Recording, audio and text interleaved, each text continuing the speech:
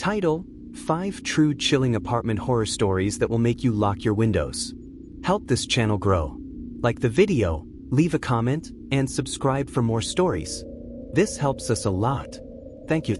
The story begins. Apartments are supposed to be safe. Locked doors. Close neighbors. Thin walls that let you hear everything. But sometimes, those same walls hide things better than any isolated house ever could. These are not stories about haunted mansions or abandoned places. These happened in ordinary apartments. Real places. Real nights. And after hearing them, you might never feel comfortable closing your windows again. The first apartment was on the 3rd floor of a quiet building that looked identical to every other complex in the neighborhood. Clean hallways. Neutral-colored walls. Security cameras in every corner. From the outside, nothing seemed unusual. The tenant, a young woman living alone, had chosen the place specifically because it felt safe. The windows were fitted with locks. The front door had 2 deadbolts. The building required a key card to enter after dark.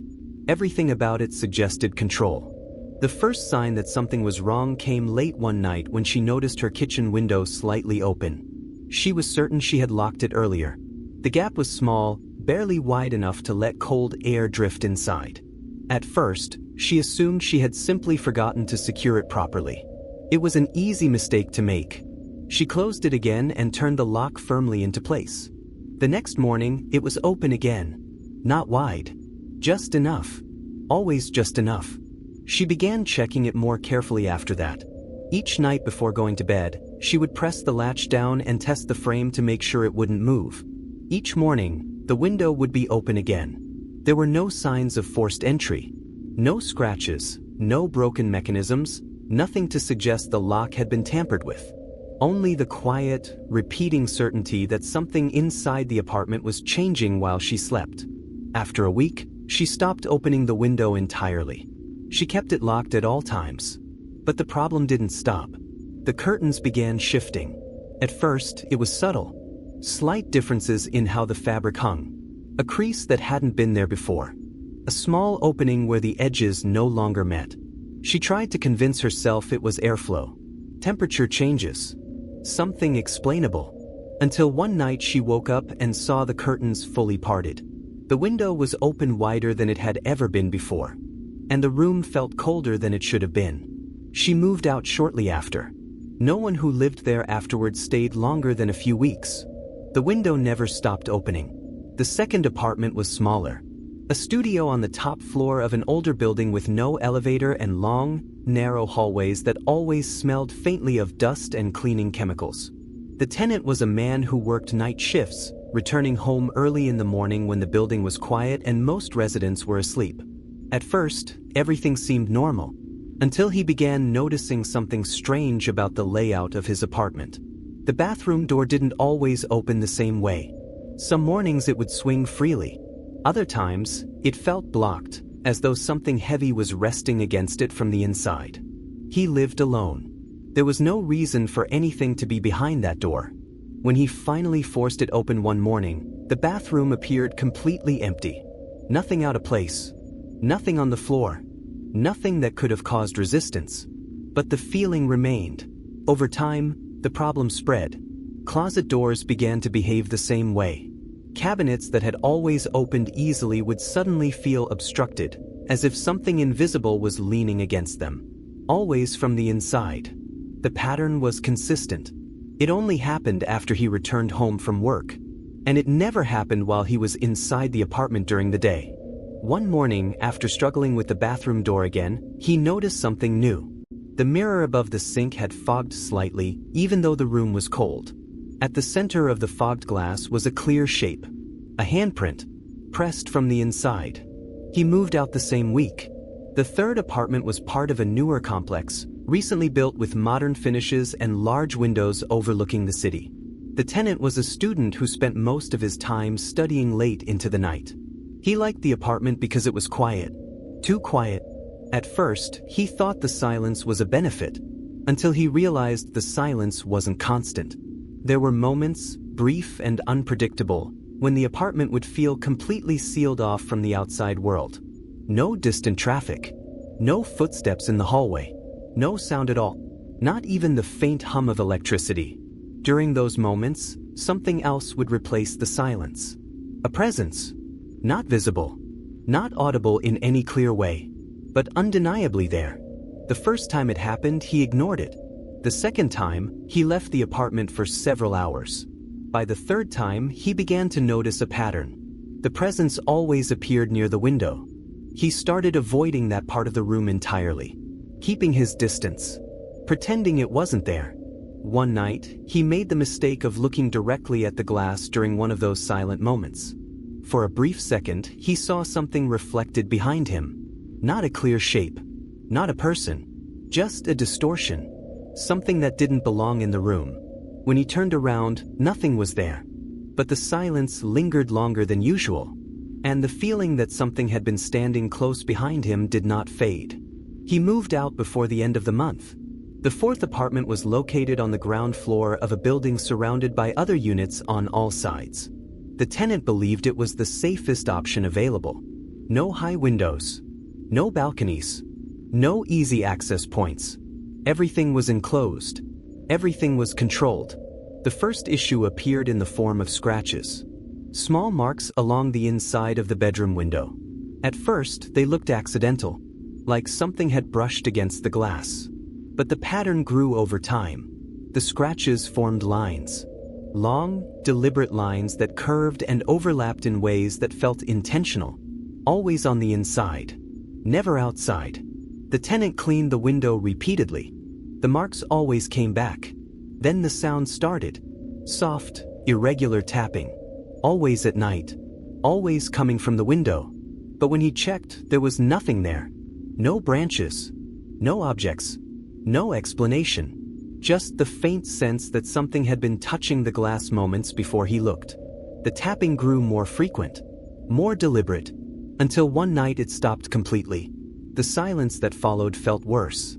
Because when he looked at the window that night, he saw something new. A set of marks arranged in a pattern he hadn't seen before. Not random, not accidental, but shaped in a way that suggested something had been trying to communicate. He left the apartment the next day. The fifth apartment seemed normal in every possible way.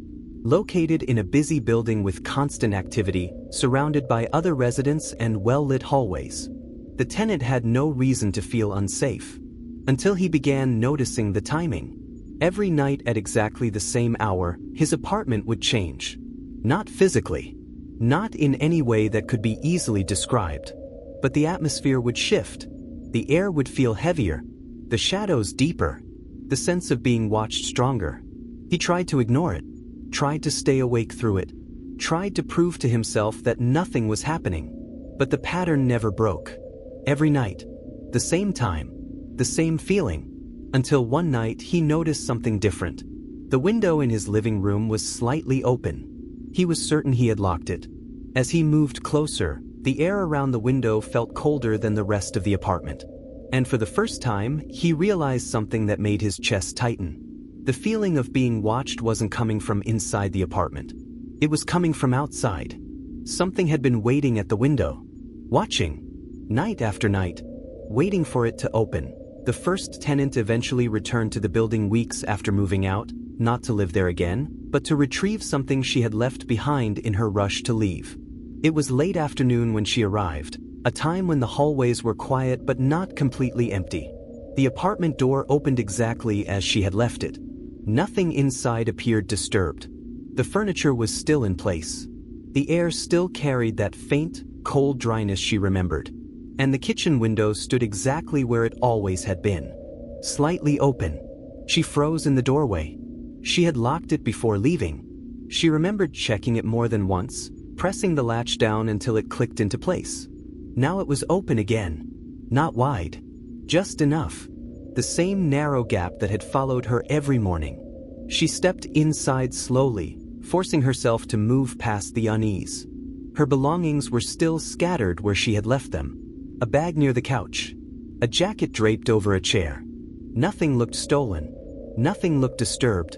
But the apartment didn't feel empty. It felt occupied in a way that had nothing to do with visible presence. Her attention drifted back to the window. The curtain moved slightly. Not enough to suggest wind. Just enough to suggest something had passed behind it. She didn't approach it again. She left the apartment for the second and final time, leaving everything else behind. No one who rented that unit afterward ever stayed long enough to question the pattern. They simply left. Always within weeks. Always with the same quiet urgency. The man from the second apartment tried to convince himself that what he had experienced could be explained. He moved into another building across the city, a newer place with better lighting and more modern design. For a while it worked. The doors opened normally. The rooms felt empty in the way rooms were supposed to feel. Until the first morning he returned from work and found his new bathroom door slightly difficult to open. The resistance was subtle, barely noticeable, but it was enough. He stood in the hallway staring at the door, his mind already forming a conclusion he didn't want to accept. When he pushed it open, the room inside was empty. Exactly as it should have been. But the mirror above the sink caught his attention immediately. The surface was clear. No fog. No marks. Except for one detail. At the center of the glass was a faint smudge. Not a full handprint. Just the outline of fingers. As if something had pressed lightly against the surface and then withdrawn. He didn't stay in that apartment either. The pattern had followed him. The student from the third apartment didn't move out right away. He tried to understand what he had experienced. He began documenting the moments when the silence occurred, writing down the time, the duration, and anything unusual he noticed. At first, the entries were inconsistent. The silence came without warning. But over time, a pattern began to emerge. It always happened when he was alone. It always centered around the window. And it always ended the same way. With a faint, lingering sense that something had been standing just out of view. One night, during one of those moments, he decided not to look away. He stood facing the window, watching his reflection in the glass. The city lights behind him should have been visible. The distant movement of traffic. The glow of other buildings. But during that moment, the glass showed nothing beyond the room. Only the interior. Only his reflection. And something else. A second shape. Faint. Positioned directly behind him. He didn't turn around. He didn't move. He simply watched as the shape remained perfectly still for several seconds. Then slowly, it leaned closer. Not toward him, but toward the window. As if observing something beyond the glass. When the moment ended, the outside world returned instantly. The city lights came back. The distant sounds resumed. And the reflection showed only one figure again. He left the apartment the next morning without finishing his notes. The tenant from the fourth apartment never tried to explain the scratches. He focused instead on the timing. The tapping at the window had always occurred at night. Always when the apartment was quiet. Always when he was alone in the bedroom. But the final night was different. There was no tapping. No sound at all. Only the marks. When he approached the window, he saw that the scratches had formed a clearer pattern than ever before. Lines arranged in a way that felt deliberate. Organized. Almost structured. He didn't understand what the pattern meant. But he understood something else. The marks were not being made randomly. They were being repeated. Layered over each other. As if something had been trying to trace the same shape again and again. And failing. The realization unsettled him more than anything else. Because it suggested intention. Not presence. Not coincidence. But intention. He left the apartment before nightfall. The marks were still there when he walked away. The fifth tenant stayed longer than the others. Long enough to become familiar with the exact moment when the change would begin each night. It always started with the air. A subtle shift. A heaviness that settled over the apartment like pressure. Then the shadows would deepen. Corners of the room would darken in ways that didn't match the lighting. And finally, the feeling. The unmistakable sense that something was watching. For weeks, he had believed the presence was inside the apartment. Something hidden. Something unseen. But the open window changed that. After that night, he began paying closer attention to the outside. To the darkness beyond the glass. To the spaces where the building lights didn't quite reach. He started noticing something that had been there all along. A shape that appeared only during that hour. Not clearly visible. Not defined, but present, standing just beyond the edge of the window, always at the same distance, always at the same height, watching. He tried closing the curtains. The feeling didn't stop. He tried locking the window more securely. The next night, it was open again. Just enough. Always just enough. The final night, he stayed awake past the hour. Waiting. Watching. When the shift began, he was already standing near the window. The air grew heavy. The shadows deepened. And the shape appeared. Closer than before. Not outside the window, but reflected in the glass. Standing inside the apartment behind him. He didn't turn around. He didn't need to, because the window in front of him slowly began to open on its own. Just enough. As if something had already decided to come in. He left that apartment before sunrise. None of the tenants knew each other.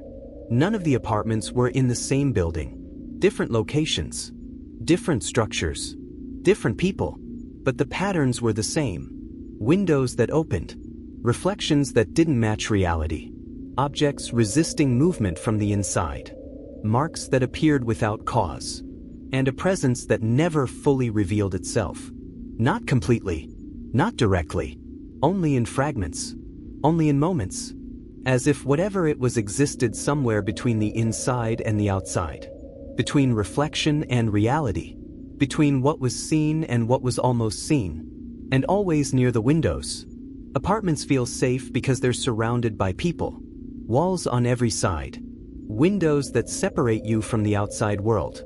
But sometimes, those windows don't just keep things out. Sometimes they let things watch. And sometimes they let things in. So tonight, before you go to sleep, you might want to check your windows. And make sure they're completely closed.